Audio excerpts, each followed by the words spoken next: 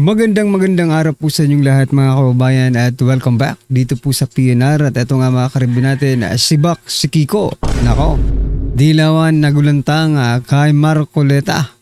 Ayan mga kababayan, patungkol po riyan ang ating pag-uusapan at bibigyan ng reaksyon ngayong araw na ito.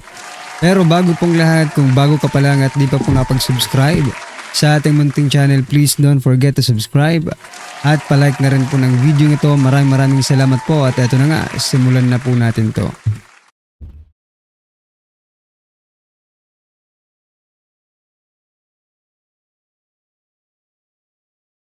Bigyan natin ngayon ng opinion, reaction nitong post ang balita ngayon. Tungkol po ito sa mainit na pangayan ni na Senator Marcoleta at Senator Kiko Pangilinan. Title, ininsulto niya ako. Senator Marcoleta na insulto sa panukala ni Pangilinan na magbuo ng independent body sa flood control group. Nagpakita ng matinding pagkadismaya si Senator Rodante Marcoleta matapos suportahan ni Senator Francis Kiko Pangilinan ang panukala na bumuo ng isang independent investigative body para imbestigahan ang umano'y anomalya sa trilyong pisong flood control projects. Ayon kay Marcoleta, insulto sa kanya bilang chairman ng committee ng Senate Blue Ribbon ang naturang mungkahi dahil malinaw na bahagi ng mandato ng kanyang komite ang ganitong uri ng investigasyon. Agree. So yan mga kababayan, hindi lang po si Kiko Pangilinan mga karibyo natin ang sumusuporta dyan po sa pagkakaroon ng independent body to investigate this flood control project. Maging si, correct me if I'm wrong mga kababayan, maging si Senator Ping Lacson at kanina may nabasa po ako, pati na rin po si Senator Erwin Tulfo. Suportado po ang pagkakaroon ng independent body or third party na mag-i-investigate dito po sa flood control project na ito. Tama pala yung hinala natin mga kababayan. Tama pala yung hinala natin na baka pinagplaplanuhan itong si Senator Dante Marcoleta. Dapat dito kaya Kiko Pangilinan mga kababayan ay sibakin. Diyan po sa, kasi membro siya ng membro po siya ng Blue Ribbon Committee itong si Pangilinan, no? Dapat ay sibakin po yan sa Blue Ribbon, walang tiwala sa mismong committee nila. Diba? Or talagang gusto lang asarin itong si Senator Rodante Marcoleta. True. Nagpakita ng matinding pagkadismaya si Senator Rodante Marcoleta matapos suportahan ni Senator Francis Kiko Pangilinan ang panukala na bumuo ng isang independent investigative body para imbestigahan ang umano'y anomalya sa trilyong pisong flood control project. Ayon kay Marcoleta, insulto sa kanya bilang chairman ng committee ng Senate Blue Ribbon ang naturang mungkahi dahil malinaw na bahagi ng mandato ng kanyang komite ang ganitong uri ng investigasyon. So yan mga kabayan, no? Putulin lang muna natin saglit. Ito, gusto ko lang i-share ito mga kabayan patungkol po kay Abante. Sabi po dito, mukhang nahuli po sa sariling bibig itong si Abante mga kabayan. may contractors pala sila. Ito mga ka-review natin paparinig ko po sa inyo.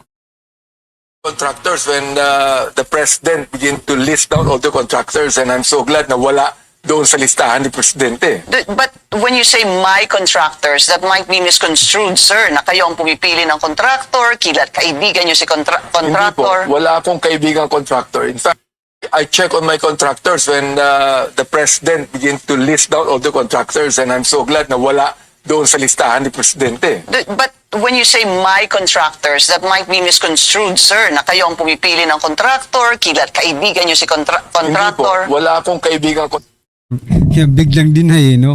Nahuli na nga sa sariling bibig, deny pa ng deny, Pasalamat daw siya. Ibig sabihin, mga kababayan, no? Mukhang may nangyayaring anomalya. Hindi lang nasama, ha? Mukhang tuwag-tuwa ka at hindi nasama yung contractors mo, ha? Diyan po sa listahan ng Pangulo. Ito pinagtataka ko, sabi kasi nila dati, no? Hindi ko gagawin na maglabas ng listahan, no? Sabi nila ng palasyo para hindi raw magaya doon sa listahan ni dating Pangulong Duterte. Bakit ngayon naglabas kayo, di ba?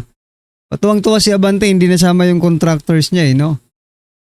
Nahuling-huli na po sa sariling bibig, may contractors. Nako po, Abante. Agree.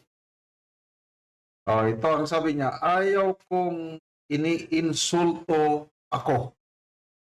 Okay? Kung gusto niya akong palitan, magpresenta siya. Pakita niya na mas marunong siyang gumawa ng mandatong itinalaga sa komite na yan. Yan po ang payag ni Senator Marcoleta. Ipinaliwanag rin na si Pangilinan mismo ay kasapi ng Blue Ribbon Committee, kaya taliwas umano na magpanukala ito ng hiwalay na investigasyon. Binanggit rin ng nakalatag na ang proseso sa Senado at hindi na kailangan ng panibagong komisyon. Tila ipinapakita umano ng panukala ni Pangilinan na wala ng tiwala sa kakayahan ng Senado, lalo pat may rekomendasyon na pangunahan ng mga dating opisyal kagaya ni dating Ombudsman Conchita Carpio Morales, dating DPWH Secretary Rogelio Singson, at Baguio City Mayor Benjamin Magalong ang nasabing independent body. Bukod sa flood control probe, hinamon din ni Senator Marcoleta si Kiko Pangilinan na mas ituon ang atensyon sa sektor ng agrikultura. Bagay na niya higit na nangangailangan ng agarang aksyon dahil sa hirap na nararanasan ng mga magsasaka. May problema ka pala sa sarili mong komite, Senator Kiko Pangilinan, Department of Agriculture, Committee on Agriculture. Bakit hindi ka gumawa ng paraan para matulungan itong ating mga magsasaka? Instead, nakikialam ka pa. Kung may maitutulong ka diyan po sa Blue Ribbon Committee, di maganda. Pero kung ganyang guguluhin nyo lang, kayo Senator Ping Lacson, napawaghalataan na. Ito, si Kiko Pangilinan, Ping Lacson, and ito pinakabago kanina nakita ko si Erwin Tulfo. Rin siya, willing, hindi siya against doon sa pagkakaroon ng third, ang tawag dyan, another body, na mag-iimbestiga, independent body, na mag-iimbestiga dyan po sa flood control project na yan. Napapaghalataan na kayong tatlo, ano ang plano ninyo? Nako po.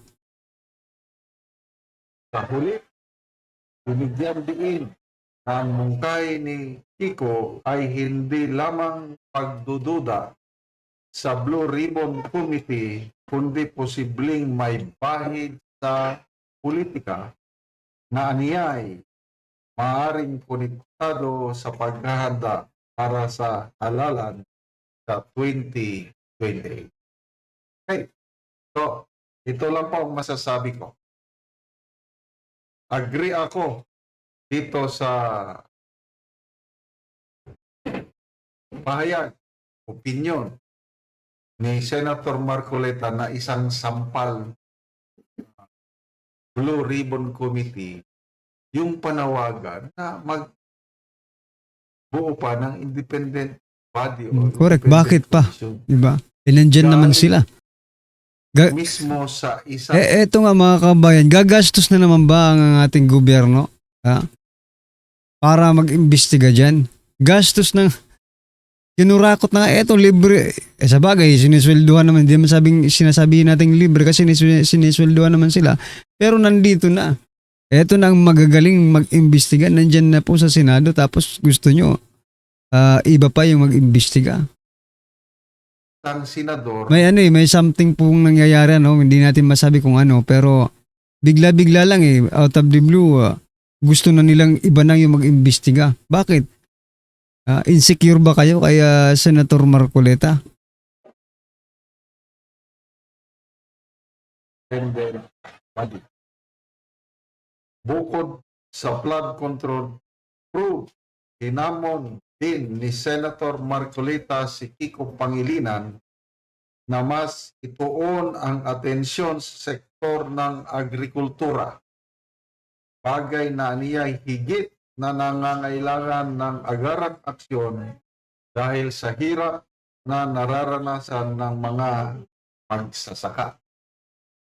Sa huli, binigyan diin na ang mungkay ni Kiko ay hindi lamang pagdududa sa Blue Ribbon Committee, kundi posibleng may bahid sa politika na aniyay maaaring konektado sa paghahanda para sa halalan sa 2028. Okay. So, ito lang po ang masasabi ko. Agree ako dito sa pahayag, opinion ni Senator Marcoleta na isang sampal Blue Ribbon Committee yung panawagan na magbuo pa ng independent body o independent commission. Galing mismo sa isang senador na member ng Blue Ribbon Committee. So kung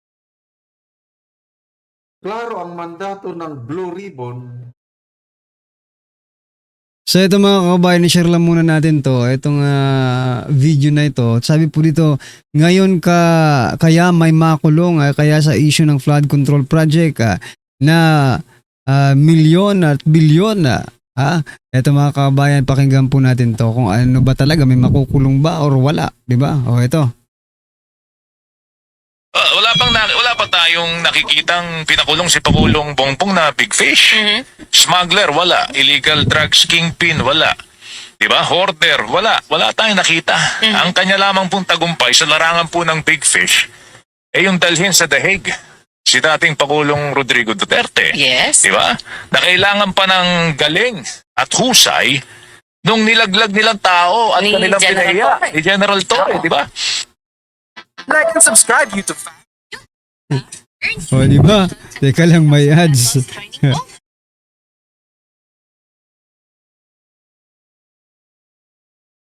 Wala pa tayong Buti natin, nakikitang ha? pinakulong si Pangulong Bongbong na big fish.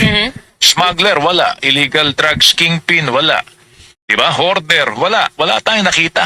Ang kanya lamang pong tagumpay sa larangan po ng big fish ay yung dalhin sa The Hague si dating Pangulong Rodrigo Duterte. Yes. Diba? Correct. Na kailangan pa ng galing at husay nung nilaglag nilang tao at Ni kanilang General pinahiya. Torre. Ni General Torre, Oo. diba? So yan mga kabayan, hanggang dun lang pala yun.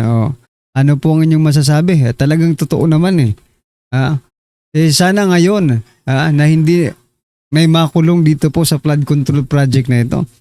O, gaya nga po ng sabi dito sa video, wala pa silang naipapakulong na malaking isda, di ba? O, si former President Duterte lang ang kinaya-kaya nila. O, kasi, ano rin, masunurin din sa batas si former President, di ba? Yung pagkakaroon niya ng command responsibility sa ating gobyerno ay talagang pinanindigan niya. Paano kaya kung itong si President Bongbong Marcos Jr. na ang malagay sa ganitong sitwasyon? Magkakaroon din kaya siya ng command responsibility, mga kababayan? Ayan po ang malaking tanong, di ba? Ito pag-imbestiga ng mga nangayon. Kung senador mismo ang nagsasabi na magbuo pa ng independent body, di buwagin nyo na lang ang Blue Ribbon Committee. Okay, kung ang suggestion galing sa executive, sample, ang Pangulo mismo, siya ang mag-create niyan. To me, no problem at all.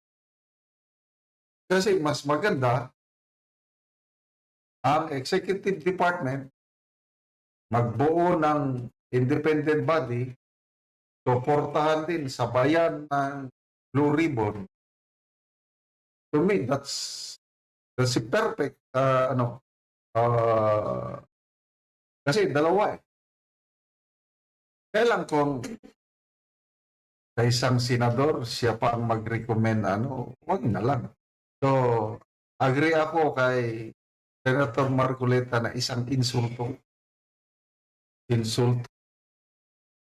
So yan mga kababayan, kung ako dito kay Senator Dante Marcoleta, sibakin na itong si Kiko Pangilinan bilang member ng Blue Ribbon Committee. Wala rin naman palang, ibiruin mo siya ang membro ng committee, siya pa ang nag-suggest na hindi, magkaroon tayo ng third party, di ba? Walang saysay ang yung pagiging membro dyan po sa Blue Ribbon Committee. Hayaan mo na lang si Senator Dante Marcoleta na mag-imbestiga dyan sa Blue Ribbon. Bigla ko lang naisip mga kabayan, bakit kaya bigla-bigla lang ganito ang naisip ni Kiko Pangilinan? Baka mayroon itong pinagtatakpan Baka mayroon itong gustong pagtakpan para hindi na masilip, di ba? Kasi pag dyan kaya Senator Dante Marcoleta talagang lahat bubusisiin yan mga kababayan. Diba? Anyway mga karibin natin, ano po ang inyong opinion, reaksyon patungkol po sa video ito, comment nyo na lang po sa baba. Para at least alam po natin mga kababayan ang inyong opinion. Maraming salamat po.